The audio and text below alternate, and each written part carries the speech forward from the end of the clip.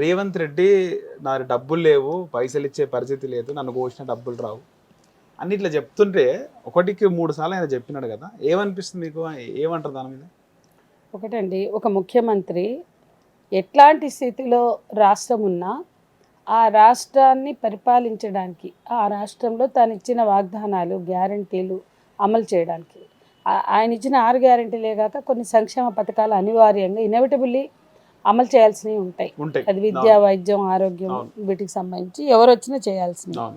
అట్లాగే ప్రజలు అభివృద్ధి అంటే మా దృష్టిలో ప్రజల కేంద్రంగా జరిగేది అభివృద్ధి, కార్పొరేట్ల కేంద్రంగా జరిగేది అభివృద్ధి వీళ్ళ దృష్టిలో. అది బీజేపీ అయినా, కాంగ్రెస్ అయినా, ఎవరైనా, బీఆర్ఎస్ అయినా.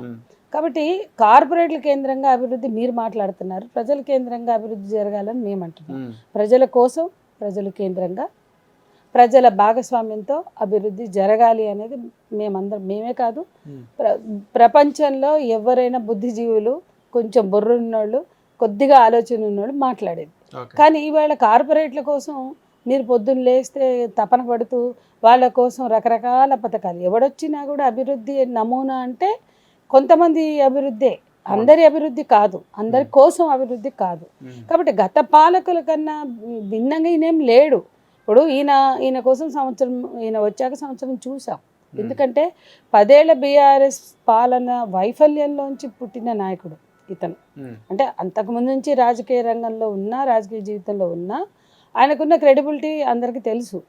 ఆయన మీద ఎన్ని అపవాదులు ఉన్నాయి, ఎన్ని రకాల ఉన్నాయి. కరెక్టే, ఒకవేళ తెలంగాణ ప్రజల పరంగా చూస్తే ఆ రోజు నువ్వు తెలంగాణ ఉద్యమంలో ప్రధాన భూమిక పోషించలేదు. పైపెచ్చు యూటర్న్ చేసిన చంద్రబాబుతో ఉన్నావు, 3 ఏళ్ళు ఉన్నావు. పైపెచ్చు రాష్ట్రం విడిపోతే యూటర్న్ చేసి వాళ్ళు అవమానకరంగా తెలంగాణ ప్రజలకి, తెలంగాణ రాష్ట్ర ఏర్పాటుకి చాలా తీవ్రమైన వ్యతిరేకతను వ్యక్తం చేస్తే ఆ పార్టీకి 3 సంవత్సరాలు అధ్యక్షుడిగా నువ్వు ఇక్కడ ఉన్నావు. అటువంటి నిన్ను ప్రజలు ఎన్నుకోవడం పాపమా, నేరమా? అటువంటిది ఆలోచించకుండా ఈరోజు ఈ రకంగా పోకడలు పోవడం కరెక్ట్ కాదు. అట్లాగే నీకు ఆర్థిక సమస్యలు ఉంటే మీరు ప్లాన్ చేయండి, ప్రజల్ని ఇన్వాల్వ్ చేయండి. ఇంకా గత పాలకులు ఏదైతే తప్పులు చేశారో, దానివల్ల అప్పుల భారం పెరిగిందో అది అర్థం చేయించండి. వాటి నుంచి బయటపడడానికి ప్రణాళికలు రూపొందించండి. హర్షిస్తారు, ఎవరమైనా హర్షిస్తాం. ఆయన చేసిన మంచి పనులు ఎరకొర ఉంటే హర్షించాం, కానీ మంచి పనులు తక్కువ. ఇప్పుడు హైడ్రా కూడా బిగినింగ్ మేము మాట్లాడలేదు. నిజంగానే అక్రమ కట్టడాలను వ్యతిరేకిస్తారేమో, నిజంగానే కొంతమంది కూల్చారు కాబట్టి అక్రమ కట్టడాలకు వ్యతిరేకంగా, అక్రమ నిర్మాణాలకు వ్యతిరేకంగా, నాలాలు, వాటర్ బాడీస్ దురాక్రమణలకు వ్యతిరేకంగా నిలబడతారేమో అని చాలా వేచి చూసాం. అందుకని మేము మాట్లాడలేదు. హైడ్రా అది అది అది కాంట్రవర్సీ అయినప్పటికీ వాళ్ళ తమ్ముడికేమో నోటీస్ ఇస్తారు, ఆయన అన్న తిరుపతి రెడ్డి, ఆయన అన్నకేమో నోటీస్ ఇస్తారు, వాళ్ళ అన్నేమో కోర్టు నుంచి స్టే తెచ్చుకుంటారు. అంటే కోర్టు నుంచి స్టే తెచ్చుకునే కెపాసిటీ లేని వాళ్ళందరికీ కూలగొడతారా? అంటే హైడ్రా కూడా హైడ్రామా అయింది. హైడ్రా వాళ్ళ జనం చెప్పుకుంటున్నారు, ఈ హైడ్రా అందులో పనిచేసే అధికారులు సైతం చెప్పుకుంటున్నారు, ఈ హైడ్రామా సూట్ కేసులన్నీ క్యూలో వెళ్తాయని. సరే, ఎవరి హైడ్రామాలైనా మరి ఆ సూట్ కేసులన్నీ రాష్ట్రానికి వినియోగించాడా? హైడ్రామాలో వచ్చిన నిధులన్నీ ఎక్కడ పోయినాయి? ఇట్లాంటి చాలా ప్రశ్నలు ప్రజలకు కూడా ఉన్నాయి. ఎవరు చెప్పకుండా మేము ఊహించి మాట్లాడతామా? సో ఇట్లాంటి అనేక అంశాలు ఇవాళ గత పాలకుల మీద ఏ నిందలు ఉన్నాయో అవే ఆరోపణలు, అవే నిందలు వీళ్ళ మీద కూడా ఉన్నప్పుడు ఇంకా ఇటువంటి నేకడ్గా, ఇంత మొండిగా దేశానికి ఈయనే తెలంగాణకి గుర్తింపు తెస్తాడు. ఈయన బుట్టకముందు నుంచి తెలంగాణకు గుర్తింపు ఉంది. తెలంగాణ ఉద్యమం కూడా ఈయన బాలుడిగా ఉన్నప్పుడే తెలంగాణ ఉద్యమం వచ్చింది. ఈ 57లోనే తొలి అమరవీరులు తెలంగాణలో ఉన్నారు. అదే వీళ్ళు పుట్టక ముందు నుంచి కూడా ఉన్నాయి అంటున్నాను. అందుకని అంటే మొదటి పోరాటం తొలి దశ అంటే 69 ఉద్యమానికి ముందు కూడా కాల్పుల్లో చనిపోయిన విద్యార్థులు ఉన్నారు. కాబట్టి ఇంత చరిత్ర ఉన్న తెలంగాణ, హైదరాబాద్కి చరిత్ర ఉంది. అట్లాగే హైదరాబాద్ గుర్తింపుకి ఈయనే ఏదో ఈయనే పాటుపడుతున్నట్లు చెప్పుకోవడం ఇంకా అవమానకరం. అంటే ఎంత హంబుల్గా ఉంటారో, ఎంత నాయకులుగా, ముఖ్యమంత్రులుగా ఎంత ఆన్సరబుల్గా అంటే జవాబుదారీగా ఉంటారో, ఎంత హంబుల్గా ఉంటారో, ప్రజలను ప్రేమిస్తూ ప్రజల పట్ల బాధ్యతగా ఉంటారో వాళ్ళే గొప్ప నాయకులు అవుతారు. ఈయన మాట్లాడితే చేతులకు గాజులు తొడుక్కోలేదంటే అప్పుడే చెప్పినాం, అరే భయ్ చేతులకు గాజులు ఎందుకు వస్తాయి నీకు అంటే ఇది పేట్రియార్కల్ లాంగ్వేజ్.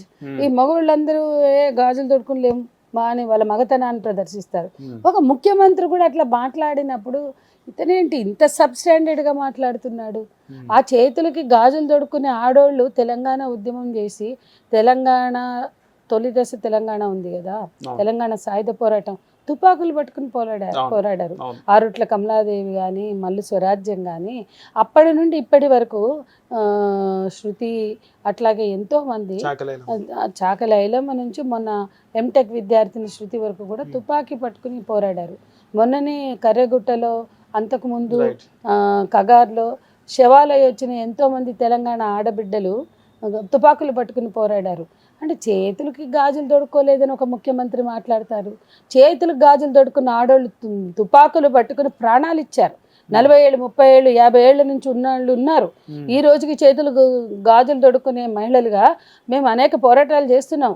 మీరు రాళ్ళు వేసినా, తుపాకీ గుళ్ళు వేసినా, లేకపోతే కేసులు పెట్టినా, ఊపాలు పెట్టినా దమ్ముతో పనిచేస్తున్నాం. కానీ మీరు ఎందుకు ఆడవాళ్ళని అంత తక్కువ అంచనా వేస్తారు? అంటే ఒక ముఖ్యమంత్రి చేతులకు గాజులు తొడుక్కోలేదు అని మాట్లాడిందంటే ఎంత పురుషాహంకారం. హరగోపాల్ సార్ లాంటి వాళ్ళు చెప్పారు, చెప్తే అదే భాష అర్థమవుతుందని మాట్లాడతారని చెప్తాడు ఈయన. అంటే మేమేమంటున్నామంటే వీళ్ళు చాలా దురహంకారులు. ఎందుకు నేను ఆ ఉదాహరణ తీసుకొచ్చాను అంటే ఇట్లే కాదు, అనేక భాష మా ఆడోళ్ళ జోలికి వస్తే ఊరుకునేది లేదు. చెండాలు తీస్తా, తోలు తీస్తా, మా ఇంట్లో వాళ్ళ తెరువు వస్తే బట్టలు కూడా తీసి కొడతా, ఇంట్లో వాళ్ళ తెరువు వస్తే బట్టలు కూడా తీసి కొడతా, చెండాలు తీస్తా, తోలు తీస్తా, ఇంకేదో చేస్తా, పండబెట్టి తొక్కుతా అన్నాడు.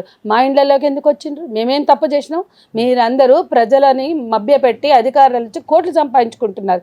మా డబ్బులు ఖర్చు పెట్టుకుని తెలంగాణలో తిరిగాం, మేము ఆస్తులు కరిగించుకున్నాం, మేము ఆస్తులు అమ్ముకున్నాం. చూపించమంటారా ఎన్ని? ఆయనకు తెలియదా? మేము సొంత ఆస్తులు అమ్ముకుని తెలంగాణ ఉద్యమంలోనే ఒక ఇల్లు అమ్ముకున్నాను మొత్తం తిరిగి ఖర్చు పెట్టి. ఆ రోజున ఈ రోజు వరకు మేము సొంత డబ్బులతో పనిచేస్తున్నాం, ఎవరి డబ్బులు తీసుకోవట్లేదు. ఇవాళ మా ఇళ్లలోకి ఎందుకు వచ్చి హౌస్ అరెస్టులు చేస్తారు? అంటే మీ జోలికి వస్తే, మీ తెరువుకి వస్తే చెండాలు తీస్తారు, పండబెట్టి తొక్కుతారు. మరి మా జోలికి ఎందుకు వస్తున్నారు? నిరసన వ్యక్తం చేస్తే అక్కడ ఇసిరి కొట్టిండ్రు. ఆ తర్వాత పొద్దున్న 5:30కి మా ఇంటికి వచ్చి తలుపులు కొట్టి మిమ్మల్ని తీసుకుపోతాం, తలుపులు తెరవండి, మీ గేటు ముందు, మీ తలుపు ముందు ఉన్నాం. ఎవరండి మీరు మా తలుపు ముందు ఉండటానికి? నారాయణగూడ పోలీసులు అంటే ఏ అధికారి ఫోన్ చేయలేదు నాకు. నారాయణగూడ పోలీసులు అంటే వాడు ఎవడో తెలియదు నాకు. నారాయణగూడ పోలీసులు అంటే తలుపు తీసి వాళ్ళు వెంబడి వెళ్ళిపోతానా? ప్రివెంటివ్ అరెస్ట్ చేస్తున్నాం, రండి అంటే ఒక అధికారి ఫోన్ చేసి నేను ఇట్లా మా కానిస్టేబుల్స్ని పంపిస్తున్నా, మీరు రావాలి, మిమ్మల్ని ప్రివెంటివ్ అరెస్ట్ చేస్తున్నాం, అక్కడ వాళ్ళు హెరిటేజ్ వాక్ చేస్తున్నారు, మీరు వెళ్తారనే భయం మాకుంది. అక్కడ చౌముల్లా ప్యాలెస్లో డిన్నర్ జరుగుతుంది, మీరు వెళ్తారని మాకు ఇంటెలిజెన్స్ రిపోర్ట్స్ వచ్చినాయి కాబట్టి మేము ప్రివెంటివ్ అరెస్ట్ చేసినామని కూడా ఒక్కటి చెప్పలేదు. చెప్పకుండా ఇంటి మీద పోలీసులు, ఇంటి కింద పోలీసులు, తలుపులు కొట్టుడు, బెల్లు కొట్టుడు, రమ్మనడం, బయటికి వెళ్తే నైటి మీద ఉన్నదాన్ని లాగడం, ఇవన్నీ చేశారు. పెద్దవాళ్ళు మాట్లాడితే పౌర హక్కుల ఉద్యమం లేదు ప్రివెంటివ్ అరెస్ట్. ఓకే మేడం, ఒకవేళ ప్రివెంటివ్ అరెస్ట్ అయ్యి బయటకు రాకపోతే ఇంట్లోనే ఉండమనండి. ఆ రోజు మా సొంత మేనత్త కొడుకు చనిపోయాడు చిట్యాల నేరేడ. నా ఫ్యామిలీ అందరు నేరడపోయినరు సావుకి. నేను పోతా అంటే మేము వస్తామంటారు వీళ్ళు. మేము అడిగాం, మా ఇంట్లో డెత్ అయింది ఇక్కడనే 80 కిలోమీటర్ల దూరం అంటే మీరు పోతే మేము కూడా వస్తాం అంటే నేను వీళ్ళ పారులో సాగుకు పోవాలనా? మీరు ఎక్కడ పోయినా మేము వస్తాం అంతే. 24 గంటలు అక్కడ ప్రోగ్రామ్సే, మాకు ఆర్డర్స్ వచ్చినాయి, మీరు ఎక్కడ పోయినా మేము వస్తాం, మీరు అసలు రావద్దు బయటికి, ఒకవేళ వస్తే మేము వస్తాం. ఇది అంటే ఏం తప్పు చేసినామని? అంటే నిన్నటిదాకా మాతో ఉద్యమాల్లో పాల్గొంటారు, నిన్నటిదాకా పోరాటాలు మీరు చేస్తారు. హిట్ టీవీ యాప్, ఇందులో short news, live news, entertainment shows, movies, digital magazines తో పాటు మీ జిల్లా వార్తలను కూడా ఫ్రీగా చూడొచ్చు. ఇంకెందుకు ఆలస్యం? వెంటనే హిట్ టీవీ యాప్ ని డౌన్లోడ్ చేసుకుని ఫ్రీగా ఎంటర్టైన్మెంట్ పొందండి. Hit TV app, hit TV app, please download hit TV app. Hit TV app ని ఫ్రీగా డౌన్లోడ్ చేసుకుని ఎంజాయ్ చేయండి. మీకు నచ్చిన ఎంటర్టైన్మెంట్ కోసం హిట్ టీవీ యాప్ ని ఫ్రీగా డౌన్లోడ్ చేసుకుని ఎంజాయ్ చేయండి. హిట్ టీవీ యాప్ ని డౌన్లోడ్ చేసుకుని ఆస్వాదించండి, ఆశీర్వదించండి. ఇంతమంది సెలబ్రిటీలు హిట్ టీవీ యాప్ ని డౌన్లోడ్ చేసుకోండి అని చెప్తున్నారంటే ఎంత మంచి యాప్ ఆలోచించండి. అమెరికా అమెరికా అమెరికా అమెరికాలో చదవాలనుకునే వాళ్ళకి విశ్వసనీయమైన పేరు మన శౌర్య కన్సల్టెన్సీ. UK లో 1 year masters. UK లో 1 year masters. 2 years work permit up to 5 years visa. Contact Saurya Consultancy. Contact 89851 89851.